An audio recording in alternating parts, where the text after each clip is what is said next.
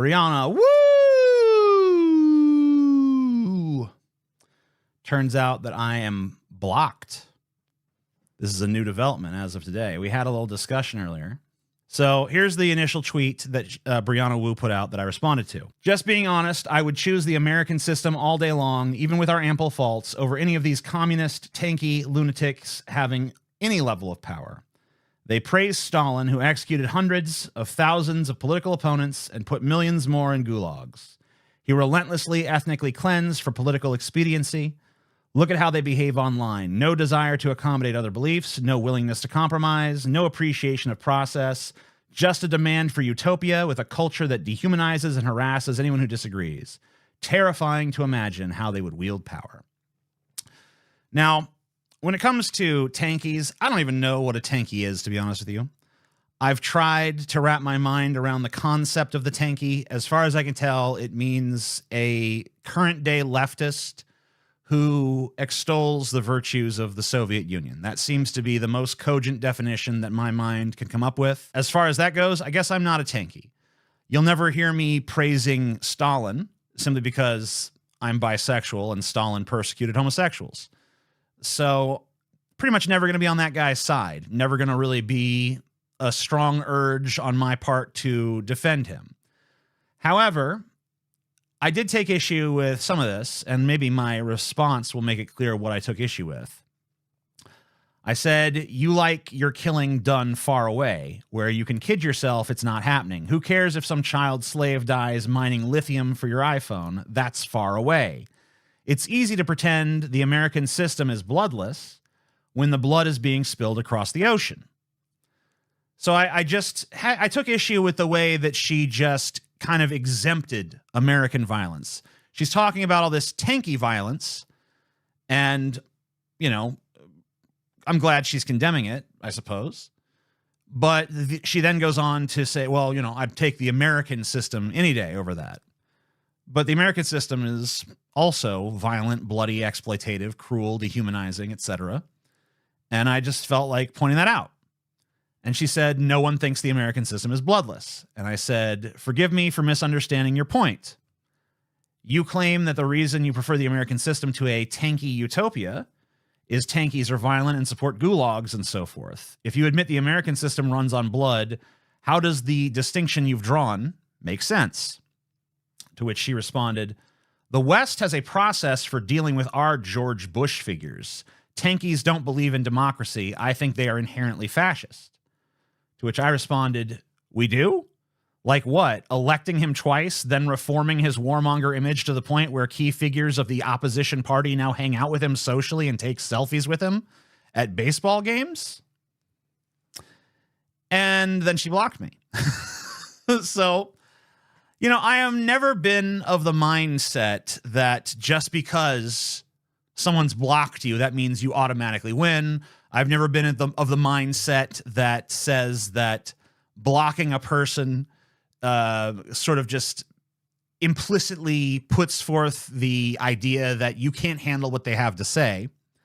Because I've blocked plenty of people, and the vast majority of the time when I've blocked people, it's been for one reason and one reason only. They annoyed the shit out of me. So I assume that what I said annoyed the shit out of her. But at the same time, I don't really see how, because nothing I said was impolite. Nothing I said was rude. Everything I said was in keeping with the discussion at hand, a discussion which she engaged me in. I mean, she could have very easily just ignored my response and gone about her day. She chose to respond to it. I chose to respond back. And for the crime of responding back and just pointing out that, hey, we don't have a way of dealing with our George Bushes here because we didn't deal with George Bush here. For that, I was blocked. So in this instance, I would say, yes, it does kind of seem to me that I was blocked for making a good point. And if I didn't make a good point, then she should have responded to it, or I don't know, ignored me, I guess. I think that she was kind of upset that I was getting likes, maybe. She was maybe upset that there were people agreeing with me and not with her, even though she had more agreement, obviously, on her own Twitter than I do. It's not like I was ratioing her, but I was starting to get some likes and stuff, and maybe she saw that as like a threat. I'm not exactly sure. It's also possible that maybe she did think I was defending tankies, even though I never said a word in, that direction. I don't feel like I did anything worth blocking me over. So I guess I'm a little upset by it, because I was kind of enjoying following her Twitter. I'd followed it for not very long, for about a month, I guess. And I'd seen a number of things that I agreed with, a number of things I didn't agree with, and I was enjoying following it. But I guess now I can't anymore because I dared to say that she's wrong about us holding George W. Bush accountable, even though we clearly didn't. So I feel like I've been blocked for saying something that's just objectively correct, which is an odd feeling because I don't think I've ever been blocked for that before. I don't think I've ever been so absolutely respectful in a discussion only to have it be known that my voice is not welcome. But it obviously is her Twitter and her choice. Hey, if you like this clip, you might like the full stream, which I do every Sunday, more or less, over on the Pessimist Productions Patreon, link down below. Thank you kindly. But it just seems like she's using the horrors and atrocities of the Soviet system to make excuses for the American system, to make excuses on behalf of U.S. imperialism and capitalist exploitation around the globe of the third world. I call it the third world. Some people call it the global south. Some people call it the developing world. Whatever you call it, it's not really in question that we do things to exploit it. It's not really in question that American business uses slave labor. In the instances where it's not slave labor outright, it's at least highly exploitative labor to build their products, to mine their lithium, to pick their chocolate, and so on and so forth. And so much of the stuff that we enjoy in this American system is based on the exploitation of people oceans away. And I feel like you'd be remiss to just ignore that and paint an overly pretty picture of what it's like in America today, and an overly draconian, nasty picture of what those horrible Soviets were up to. Because, I don't know if there's a one-for-one comparison there. I don't know if you can say, hey, we're just as bad as the Soviets. I mean, these are the kind of things that are completely subjective and can be argued until the cows come home. But at the end of the day, to say that one system is just devoid of blood and tyranny and the other is just rife with it, I think is very dishonest. And I don't think that I should have been blocked for pointing that out.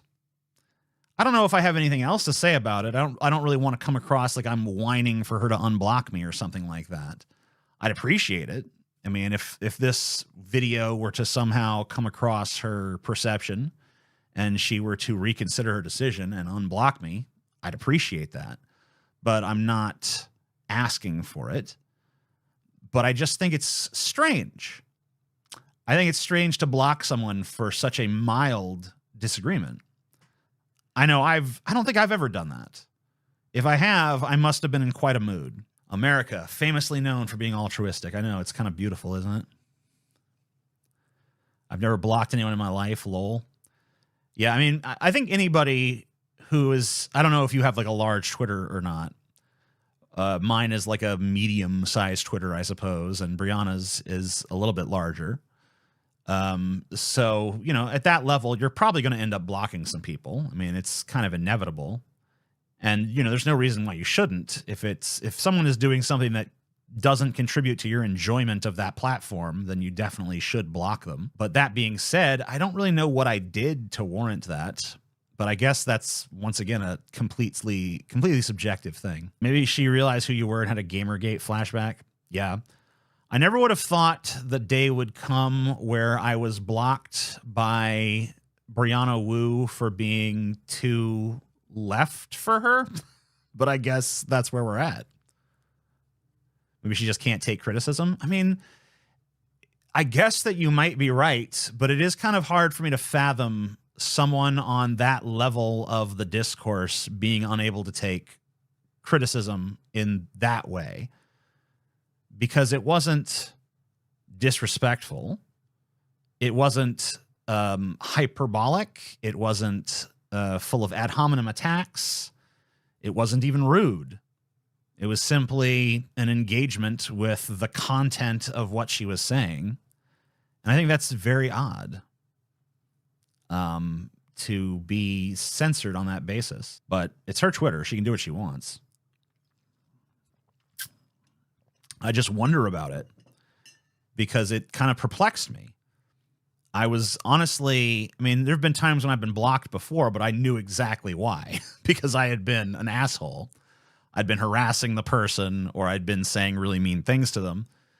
And in this instance, I did none of that. I almost wish you'd pressed her more and just simply asked in what way we dealt with George W.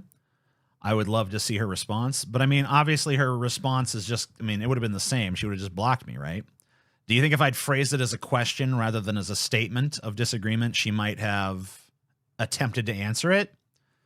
Because that would have been interesting. Because I'm curious what she thinks the punishment for George W. Bush has been. Because as far as I can tell, there's been no punishment. Like I said, he was elected twice to office. He has been largely reformed in the eyes of the political mainstream of liberals in this country. Almost no one holds him to account for being a warmonger. He's good friends with the Obamas. They are seen palling around with him at, sporting events and taking selfies together. I don't really see the exact nature of the repercussions that George W. Bush had for his actions in taking us into a war in Iraq under false pretenses and falsifying evidence to justify a war that cost, hundreds of thousands of lives and hundreds of billions of dollars. So I'm not really sure what she's talking about there. What's a couple war crimes between friends? I mean, good point.